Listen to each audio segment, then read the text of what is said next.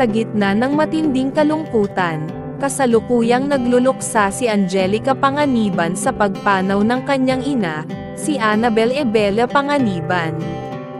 Ang kanyang pamilya, mga kaibigan, at mga kasamahan sa industriya ay nagtipon upang magbigay ng suporta at pakikiramay sa kanya sa panahon ng labis na pighati.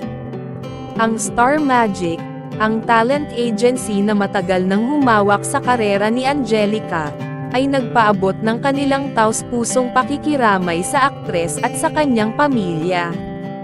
Kasabay nito, nagbahagi rin ang Star Magic ng mga litrato mula sa burol na nagpapakita ng pagmamahal at suporta para kay Angelica at sa kanyang mga mahal sa buhay. Kasama sa mga nagbigay ng kanilang huling respeto sa burol sina Kim Chiu at Ryan Bang, na kapwa malapit na kaibigan ni Angelica. Ang kanilang presensya ay nagpatunay ng tibay ng pagkakaibigan at suporta sa kabila ng mga pagsubok.